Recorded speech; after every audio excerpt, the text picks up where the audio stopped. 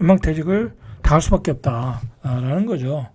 그죠? 자, 그런 쪽으로 가고 있기 때문에 굉장히 위기의 40대, 50대가 돼버렸어요. 지금은 위기의 40대, 50대. 군인 현역 입대 대상자도 2023년에 약 26만 명에서 2038년에는 19만 명으로 감소한다. 20만 명 아래로 떨어진다는 거예요. 그리고 65세 이상 고령자 비중도 2050년 전체 인구 40%를 차지한다. 2050년에 40%. 아, 이거 맨날 나가서 보면 65세 노인들밖에 없는 거예요. 80세 이상 초고령자도 2023년에 약 4.4%에서 2061년엔 20%. 와, 뭐야? 2061년까지는 내가 살 것도 아니니까. 그죠? 자, 65세 이상 독거노인 비중도 2023년에 9.1%, 200만이에요, 200만. 자, 이분들이 굉장히 빈곤한 생활을 하시는 분이잖아요. 그죠? 국가에서 보조를 많이 해주잖아요. 다 이게 복지 비용이에요. 2049년에는 20%. 와, 2배 느는 거예요, 지금. 2배. 복지 비용이 2배 느는 거야. 우리가 부양할 독거노인이 2배로 는다. 2050년 되면. 그죠? 자, 이런 인구 구조를 보면 내수 시장은 붕괴가 되고 노인 요양 부담이 커지고 장기 저성장이 오고 부동산은 폭락을 하고 있고 그거예요. 여러분들 제가 어제도 어떤 그 지역의 유지를 한 분 만났는데 한 80세 넘으신 분인데 성공하신 분인데 뭐 지방에 큰 건물도 있고 뭐 여러 가지 자산이 있더라고요. 근데 80세 되니까 귀찮다는 거야. 관리하기가 너무 귀찮다는 거야. 그렇잖아요. 80세 때 내가 인생을 정리할 나이고 어디 유람이나 다녀야지. 그 뭐 건물 관리한다고 세입자들 그 불만 들어주고 뭐 어디 고치러 뭐 업자 섭외하고 그러겠어요? 다 귀찮대. 그래서 그냥 다 위탁업체에 맡겨버렸다라는 거야. 그것도 귀찮아가지고요. 위탁업체도 자꾸 그냥 돈만 입금하면 되는데 자꾸 뭐 귀찮게 한다는 거야. 그죠? 자기네들 위탁업체도 자꾸 뭘 떼어먹으려고 그러는 것 같은데 다 그게 또 보이잖아요. 주인 입장에서는. 그냥 귀찮다는 거야. 그래서 빨리 팔아야 되겠다라는 거예요. 그래서 내가 자식한테 맡겨라. 차라리 상속하면 되지 않겠냐. 그죠? 그냥 떼줘. 자식한테 상속해주고 끝내버려라. 그랬죠. 그랬더니 뭐라고 그러냐면 자식도 받기 싫어한다는 거야. 귀찮다고. 그러니까 자식 입장에서 뭐냐. 팔아서 현금 달라는 얘기죠. 그죠? 팔아서 현금 달라는 얘기야. 그 얘기는 뭐예요?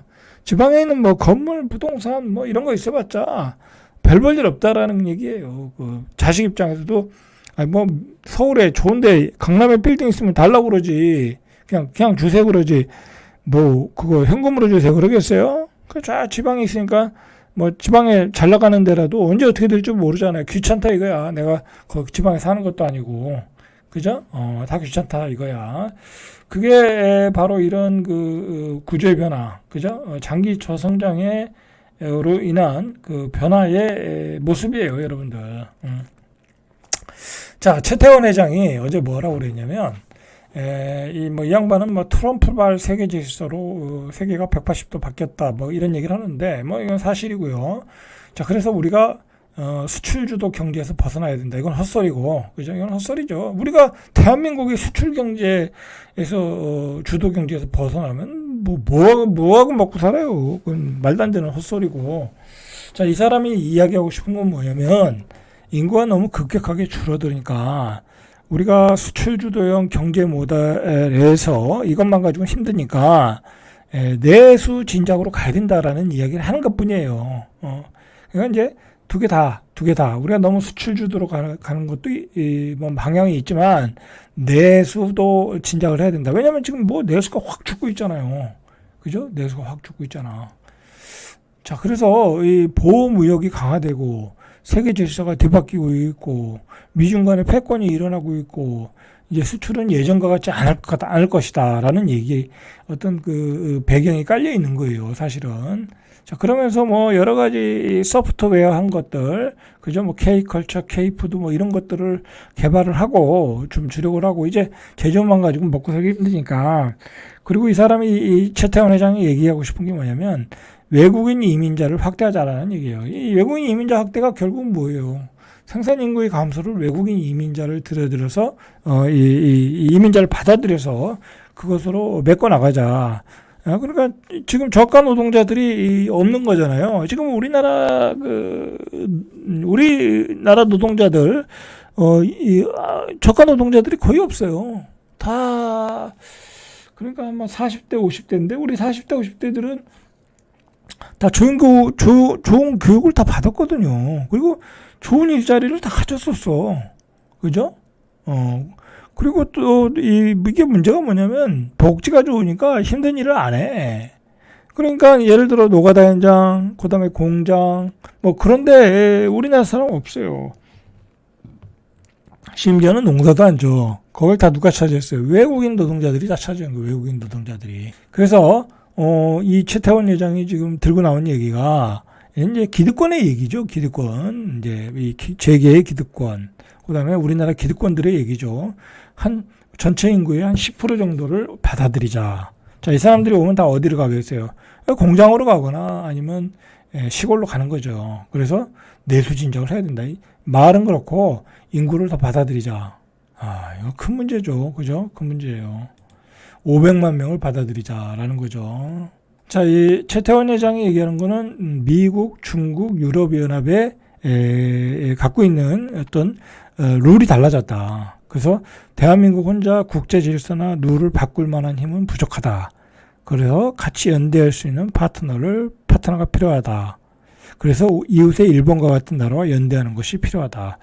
뭐 이런 얘기도 하셨고. 그리고 이제 이 사람이 얘기하는 건 뭐냐면 의미심장한 얘기인데 지금 미국은 AI 반도체로 미국이 엄청나게 성장을 하고 있잖아요. 뭐 그건 주가에서 나타나고 있고 그걸 주도하는 회사가 엔비디아죠. 완전 독점이잖아요.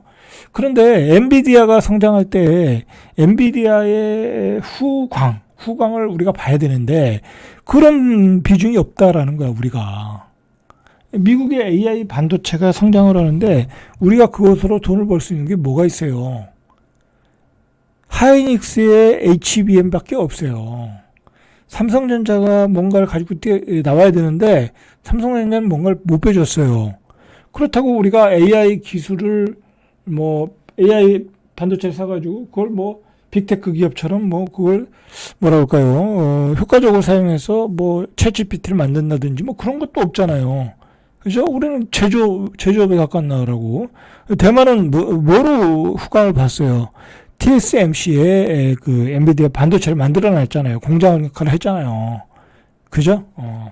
우리는 후광을 못 봤다. 그렇기 때문에 우리의 수출 주도는 한계가 있을 수 있다. 라는 걸 이 최태원 회장이 얘기하는 거예요. 그죠? 실제로 그래요. 그 다음에 그동안 제가 계속해서 이야기했던 거지만 중국이 우리가 가지고 있던 장점들을 다 앞서가고 있잖아요. 이제 디램 반도체도 걔들이 따라오고 있고 석유화학은 이미 우리를 앞질러 갔고 이 저가 경쟁으로 그죠? 그다음에 또 뭐가 있어요? 많죠. 그죠? 조선업은 이미 그들이 앞서갔고 저가 임금으로 그죠? 다 앞서가고 있어요. 반도체도 따라오고 있고 그다음에 여러분들 최근에 그 BYD 전기차가 들어오잖아요.